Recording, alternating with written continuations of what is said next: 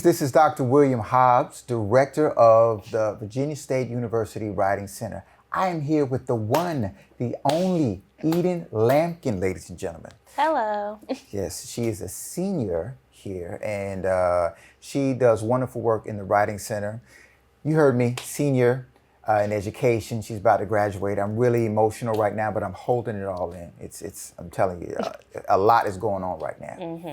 But I was determined to have her commemorate her time here on this wonderful university campus with this particular episode, this podcast, if you will, regarding outlines. Eden, care to share? So today we're going to be going over outline for essays, which is a very big structure when you're in your writing process. And a lot of people do need help on, so that's completely fine, and we're here to walk you through it. There you go. All right, so the first aspect of starting your outline, what is that about? What's going on with that? Well, first you got to go into why you use an outline. Why do you use an outline? Well, when you first start a paper, you have a million thoughts going through your head. You have either two different professors, one that gives you a strict topic to go on, and you have 1,000 of resources to use, or you have a professor like the one sitting next to me that lets you creative write and lets you pick your own topic, and that's even more creative process you have going on. But an outline, main reason is to help you organize those thoughts and put them in the right way before you start your rough draft. So this is a pre-rough draft process. Pre-rough draft. Now, also, as you can see, we're using the green screen. We're taking it to another level with the podcast. So, that's just how we do around here. Yeah. Okay. But I think also another main fact is that it saves a lot of time in the writing process. Instead of you just writing down, erasing, writing down, you could where you're writing stuff mixed up. It's really just going to help. Okay. Yeah. Okay. So what is the first part of the outline? The first part is the intro. The intro. Someone had told me that there's a certain way to look at the intro. You could break it down into different parts, if you will. Your thoughts on that?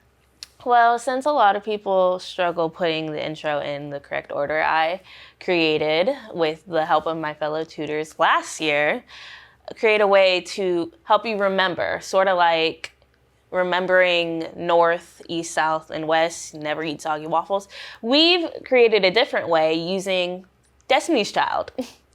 Destiny's Child. So breaking it into simple terms, with the intro, you have the hook, the background information, and then you have the thesis. So in easiest terms, starting with the hook. The hook grabs readers' attention. The way I sum it up is like when you go to read an article and you see the title for like a magazine, or you're just scrolling online and it says, I don't know, 20 Teslas caught on fire while driving into the mall. That's going to grab your attention, right? That's what the hook should do. Essentially, it should make you, your reader, your professor, whoever's reading your paper, be like, oh, I want to read this. Hooks you in. Hooks you in. So that would be Kelly. Kelly. Yes. Okay, Kelly is the hook. Hey, a lot of people sleep on Kelly. Trust me. She's the bomb. She's the truth. Don't get it twisted. Then we move to background information. With that, it should be at least 1 to 2 sentences on whatever your topic is. May that be a poem, a research topic. You need to let people know what they're at least getting into before you get to the thesis. And I would say that's the glue of this paragraph. It really helps it transition well. That'd be Michelle. You know good and well, Beyonce is not the background of anything. So you knew this was Michelle. Don't play. Thank you, Beyonce. I mean, bless her, Michelle, and your little whispery lyrics. Or whatever. It has its place. We love you. But you are amazing in your Broadway show, Death Becomes Her. There. I heard it was amazing. I plan to go see it this summer. Okay. Thank you. And then finally, we have our thesis. Thesis is the star of the show. The thesis is the one that walks in front of the other two and starts singing. It's very important. That's what your professors look for in your intro. And according to some people, some professors, they stop reading after the thesis if it's not good. So if you're wondering why you're getting F's, D's, C's, that's because if your beginning paragraph isn't even good enough for them to read, they're not going to read it. There you go. So a lot, I'd have to say to that, that has a lot to do with when you are in the movie theater and you see a particular trailer. Look at that is the same thing. If you cannot compel me to really want to sit down and watch this or ask about when that's coming out or whatever, you failed. So I just remember, it needs to be enticing. It needs to be big. It needs to be Beyonce. There you go. It needs to be huge, all over the place. Not all over the place, but very in your face. It makes you want to read and move to the next paragraph. Okay. Then next we have our body paragraphs. Body paragraphs. Yes, and I'm going to start this off with saying it depends on your essay how many body paragraphs you're writing. Majority of your professors are going to say, hey, I want 3 to 4 pages. I want a 2,000 word count or whatever. That does not mean you need to write 5 million body paragraphs. It does not mean you need to write 1 or 2 body paragraphs and make them super long. It depends on the topic of your essay. Okay. I'll say that right now. Each topic or each body paragraph, I'm going to read off this, needs a topic sentence, supporting evidence, and then you need to analyze the evidence so we know what you're talking about. You know what you're talking about, and you put it in your own words, essentially. And then you need your conclusion sentence to sum up what you just wrote in that paragraph. Okay, so we're going to go with the basic 3 body paragraph scenario here. Yes. Now, to get an idea of how that could be broken down, let's think of something. I don't know, say Kendrick Lamar's halftime performance. Okay, yeah, sure. We can use that as an example. Okay. So that has to be one of the longest halftime shows. Very thought out, very impactful, powerful. Yes, especially in this economy. But I'm just gonna say there are at least a good 5 things on the top of my head you can write using body paragraphs. You have themes, you have symbolism, you have lyricism. Yes, that too. Literally just sit down and break that 12 to 15 minute video down and you have a very impactful essay on your hands. Are you telling me that I could have a whole body paragraph on Samuel Jackson alone? Yes, you can. His character says at least every 3 minutes something that you can include as evidence. You have scored keeper, deduct 1 life. Very true. Too loud, too reckless, too ghetto. I mean, that's enough for you to write and analyze. And then you also, what else did he say in that? Goodness gracious. Dun. Play the game. You have to play the game. He said, Mr. Lamar, do you know how to play the game? You know how to play the game. Exactly. And of course, he's speaking about the game of racism and how to survive here in American culture as a black man or a black woman. Yeah. See, you got 1 impactful essay on your hands. Moving on to the symbolism. What else you got there? Okay. Oh, here you go. Now, if we're talking about visual, goodness gracious, it started out with a video game console. Controller. There you go. Y'all do that stuff. Therefore, that accentuated or emphasized what Samuel Jackson was saying as far as this is a game.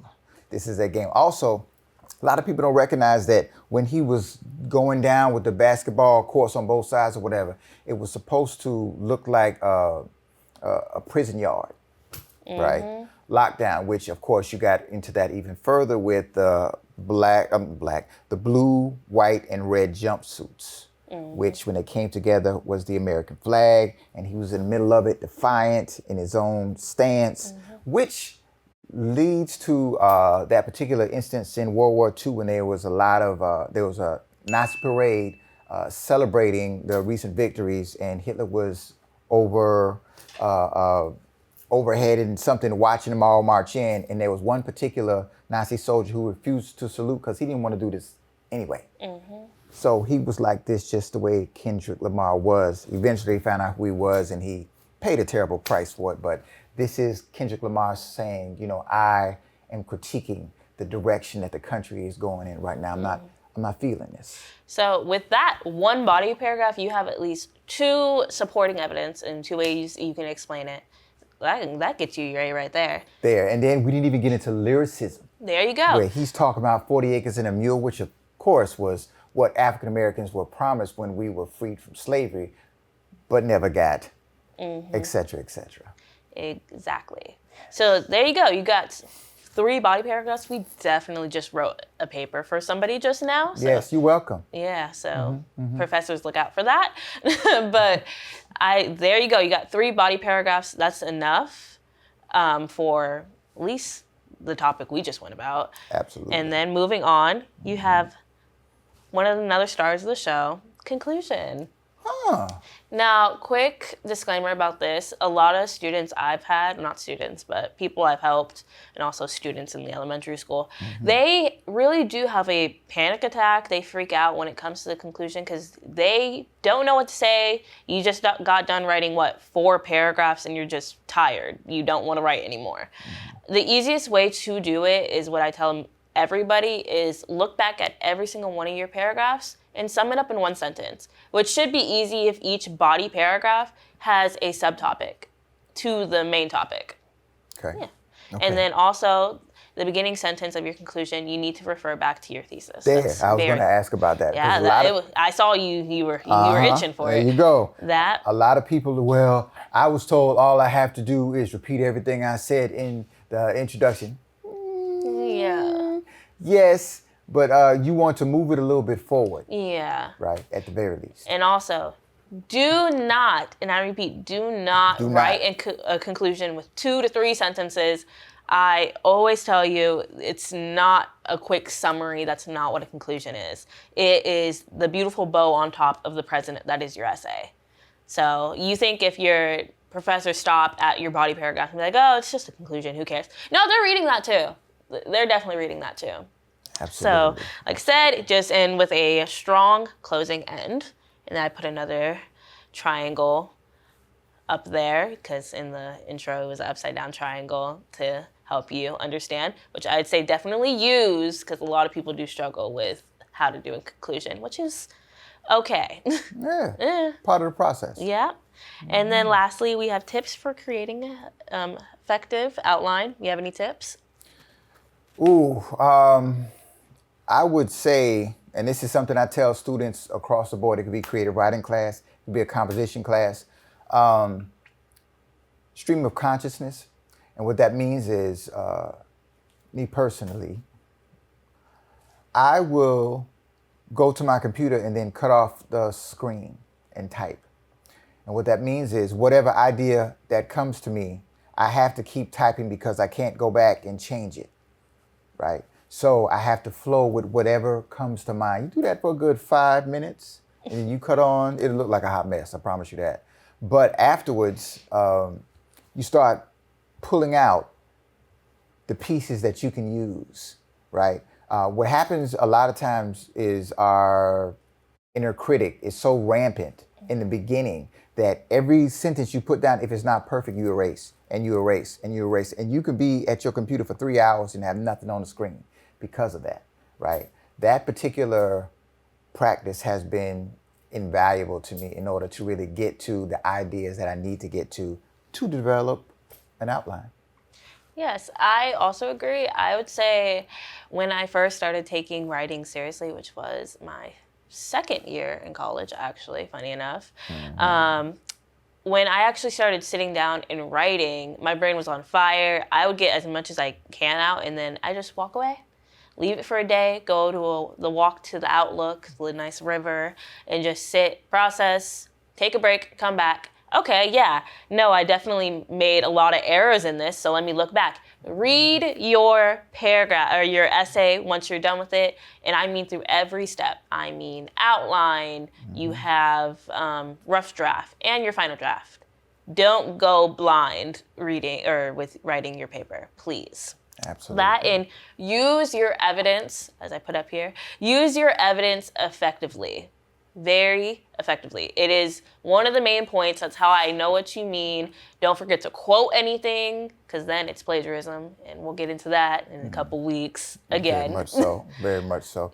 Let me also say that if you have been paying attention with the concerns over AI, the biggest concern is it's going to wreck people's ability to do any critical thinking, right? And it has. Yeah, already. So I would say, honestly, doing an outline is one of the best instruments to develop critical thinking. It gives you logical steps in how to look at the different nuances of any particular subtopic, how it aligns with your argument is critical. And then I'm going to sum this all up here because I have a little slide for it, is practice outlining to improve your writing. I think most people really just see the work and they don't want to do it. But once you put your mind to it, you can make amazing work. You can make an amazing paper that can lead to maybe an amazing article or amazing book. Who knows? But if you go using AI and robots to do it, you'll never know. Absolutely. Yeah. Plus, teachers and professors can definitely tell when you use AI. I know I'm just a tutor, but yeah, everybody knows. Yes. Yeah. You do not want to be a pair of walking legs to transmit a phone. You understand what I'm saying? Yeah, right. So, with that being said, this is Dr. William Hobbs and Miss Eden Lampkin. yes, of the Virginia State University Writing Center, just giving you more tips on how to be a better writer. And with that, see ya, Hail State. Bye. Wow, is that the change?